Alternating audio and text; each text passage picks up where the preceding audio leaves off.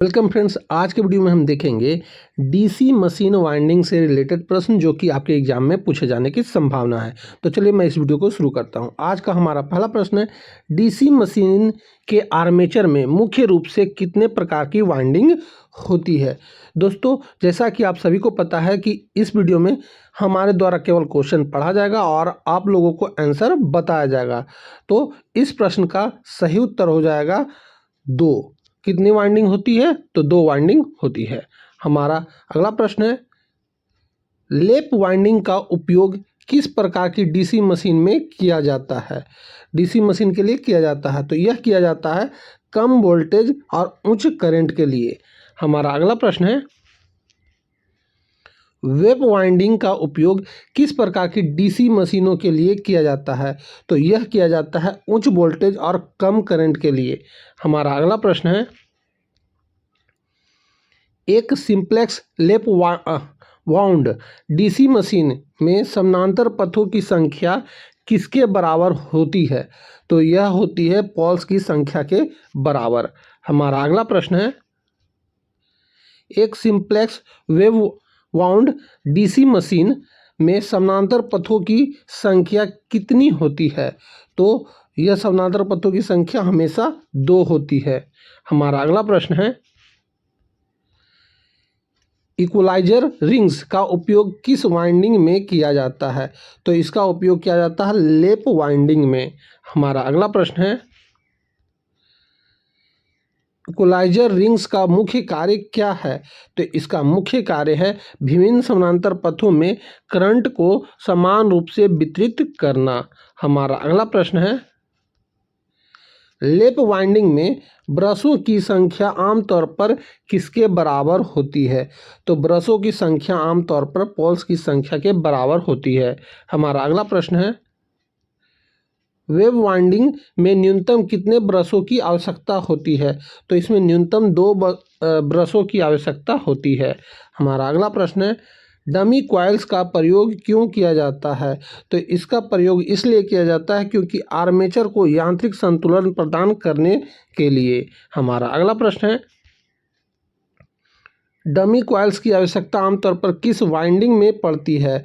तो इसकी जो वो आवश्यकता पड़ती है वह वेव वाइंडिंग में पड़ती है। हमारा अगला प्रश्न है, यदि एक वाइंडिंग डुप्लेक्स को है तो समानांतर पथों की संख्या कितनी होगी? तो इसमें समानांतर पथों की संख्या सिंप्लेक्स वाइंडिंग से दुगनी होगी। हमारा अगला प्रश्न है, एक 6 पोल डुप्लेक्स लेप बाउंड जनरेटर में समानांतर पथों की संख्या कितनी होती है? तो यह होती है 12। हमारा अगला प्रश्न है, कॉइल स्पैम या कॉइल पिच क्या है?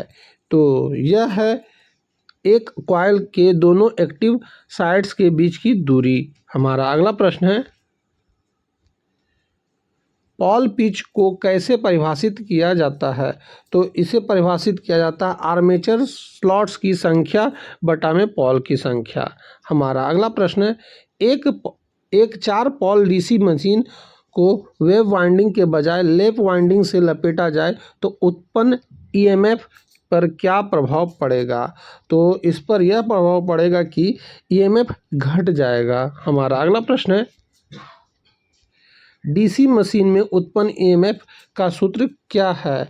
तो डीसी मशीन में उत्पन्न ईएमएफ का सूत्र होता है ईएमएफ बराबर फाई जेड बटा में 60 इंटू पी बटा में ए। हमारा अगला प्रश्न है, आर्मेचर वाइंडिंग के सिरों को किससे जोड़ा जाता है? तो यह जोड़ा जाता है कम्यूटेटर सेगमेंट से। हमारा अगला प्रश्न है, एक प्रोग्रेसिव वाइंडिंग में क्या होता है? तो एक प्रोग्रेसिव वाइंडिंग में होता है बैक पिच फ्रंट पिच से बड़ी होती है। हमारा अगला प्रश्न है,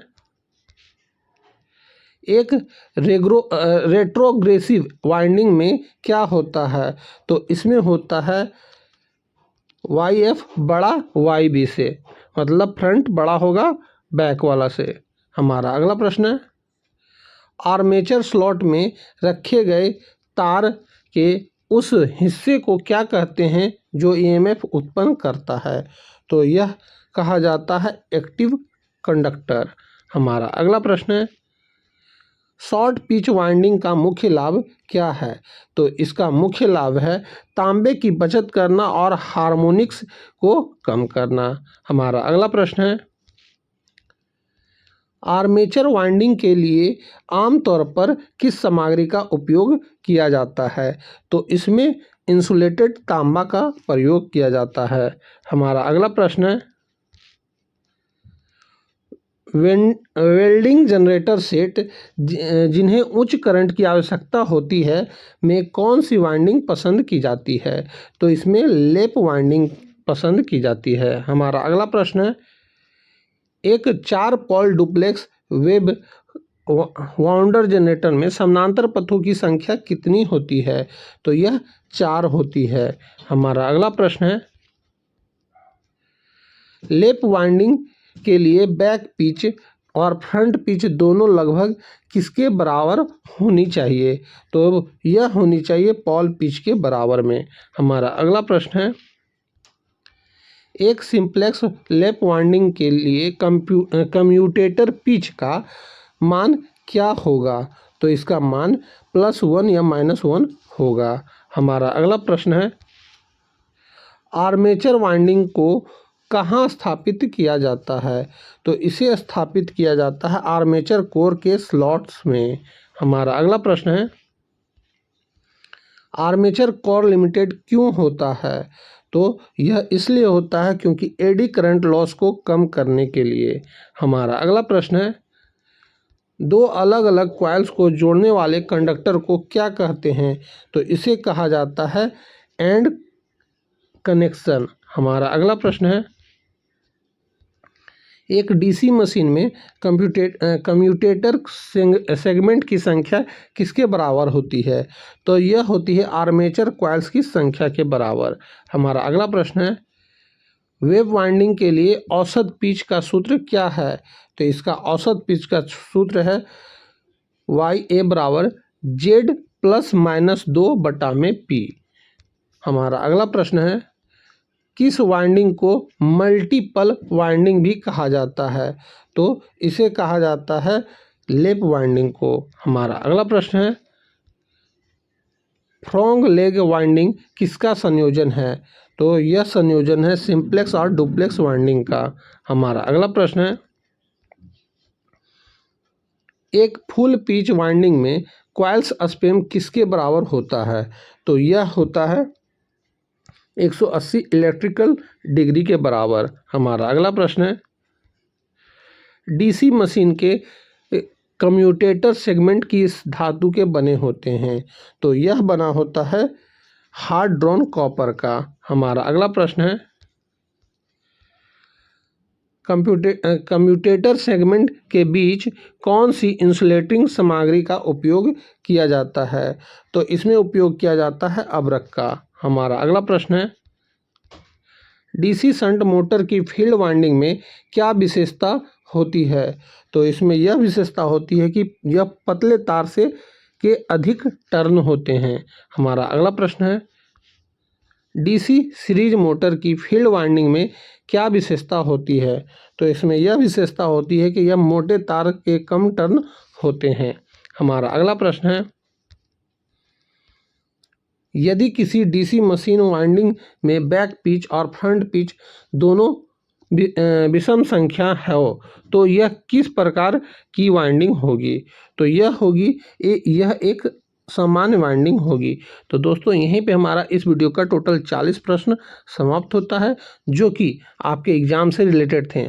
और ये सारे प्रश्न में से आपको एग्ज़ाम में ज़रूर कोई ना कोई प्रश्न आपको मिल जाएंगे। इससे केवल 2 या 3 मार्क्स पूछे जाएंगे, लेकिन ये 2-3 मार्क्स आपको मेरिट लिस्ट में ला सकते हैं। इसलिए जितना हो सके इस वीडियो को आप देखें और अपने दोस्तों में भी इस वीडियो को शेयर करें। अब हम आपसे मिलेंगे अगली वीडियो में अगले टॉपिक के साथ। तब तक के लिए जय हिंद, वंदे मातरम।